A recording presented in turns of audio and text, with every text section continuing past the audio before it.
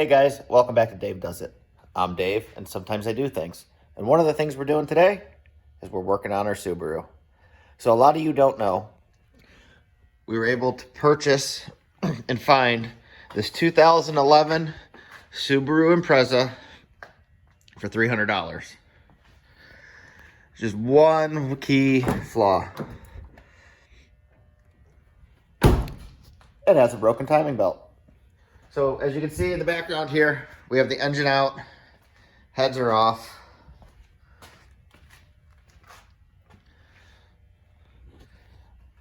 But the heads need some help. So by the thumbnail, you can see we got some bent valves. Pretty much all of them. They're not sitting very good. So today, I'm going to show you how to resurface these Subaru heads. Now, I know I've been gone for a little while. I've been trying to fit some of this in here and there, and it's been extremely hard for me to be motivated to make content for you guys. I'm not quite sure what this channel means to me yet, but it's a way of keeping myself motivated and doing things for you, and we get some cool how-tos. So this Subaru is going to be a budget repair. It's going to be a quick flip. It's a pretty nice car. Interior is real clean. Has good tires and stuff on it. As you can see, the garage is a mess. I'm a little overwhelmed right now. But we got this far. So motor's out, hanging on the stand. Pistons look good. I'm not quite sure how the heads look yet as far as flatness goes. I have replacement parts here. We're going to replace all the valves, all the intake, all the exhaust. We'll lap them in. But I want to take you guys along while we go to the big box store and show you how we're going to resurface these heads on a budget and make sure that they're perfectly flat. All right, we're at the big box store.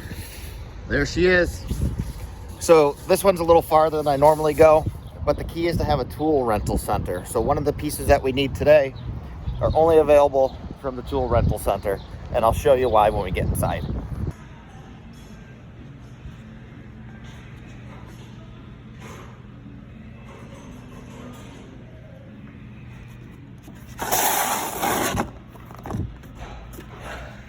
So we're gonna grab 2 sheets of 80 grit. And the key to the rental center is to get these 12 by 18 inch sheets because they're for a floor sander. Works a lot better than the little guys you get in the store. So now we have our sandpaper. We have to go back to the flooring section. And once we're back there, we're gonna grab a piece of marble tile to fit the 12 by 18 sheet of sandpaper. And we're gonna try to find a flat one.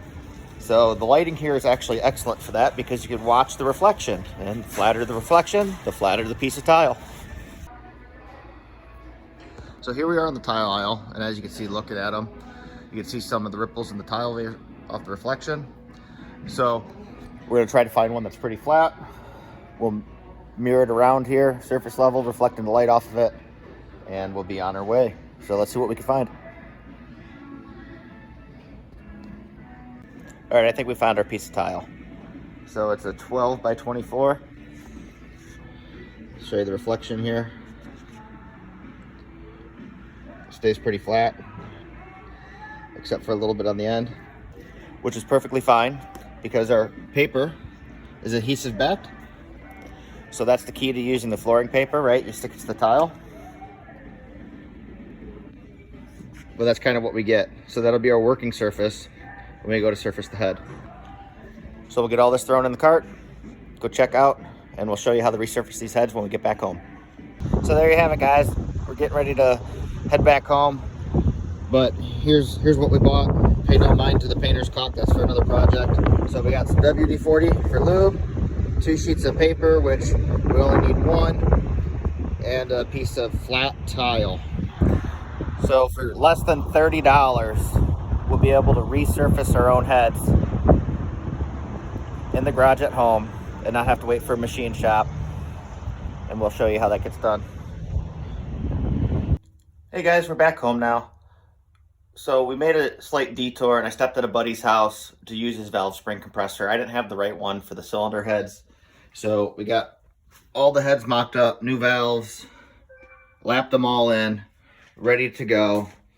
We're just about ready to surface them, but as you can see here, I cleaned off my steel table. I duct taped our tile to the table. And then since this is adhesive back sandpaper, we're gonna go ahead and just stick her right there. So we got some WD-40 for lube, and we're gonna start filing on these heads. So I'm gonna get you guys set up on a tripod, and we're gonna go through the process together. Okay, ready to get started. We're gonna put our paper on our tile.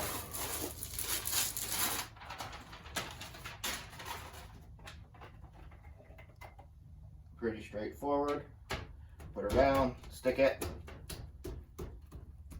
and now we're good to go. So we got some WD-40 here for lube. We're just gonna, I guess we'll mist it. That'd probably work a little better. We're just gonna load up the paper. And that's just gonna keep the paper being clogged with aluminum. And then we want to cross hatch the head. So we're gonna go kind of like sideways, right? Just like so. And you don't want to apply any down pressure to the head. You want to let the weight of the cylinder head do all the work, so you're simply just cutting it back and forth.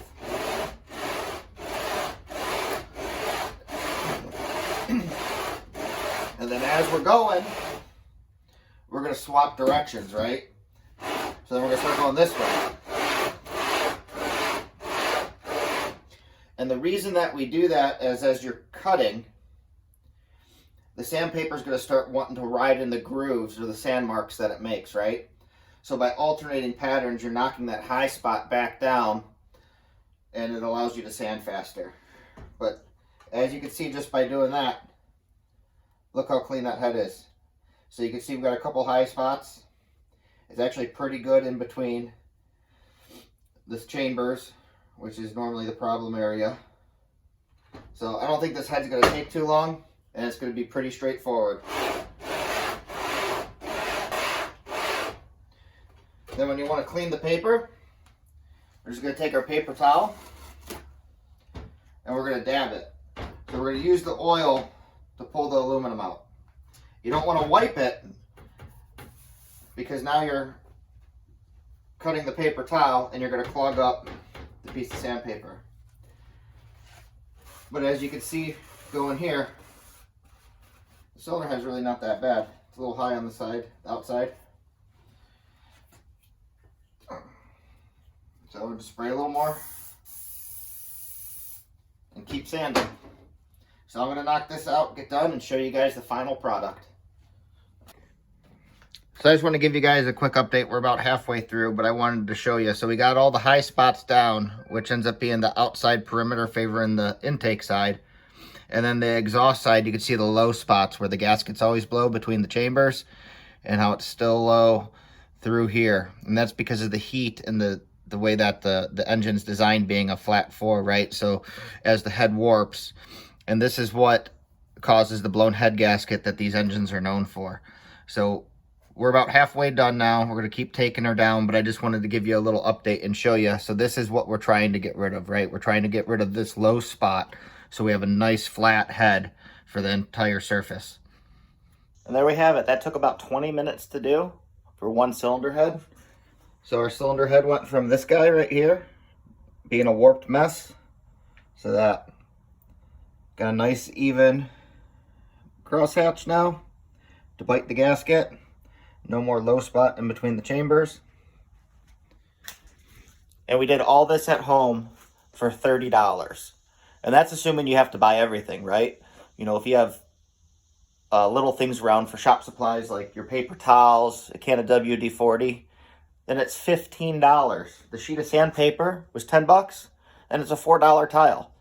So if you had to buy the paper towels, WD-40, a roll of duct tape to do this, you're looking at $30, $35, which isn't terrible compared to what you're going to pay and have to wait at a machine shop, and you can get your Subaru back on the road today. So there you have it, guys. Not too bad. For a little bit of time, saved a lot of money. And we're going to be rolling with the budget Subaru here shortly. So as always, thank you. And remember, kindness is free. It doesn't cost you anything to be a decent person and try to inspire someone. And today, I hope that I inspired you. Thank you, guys.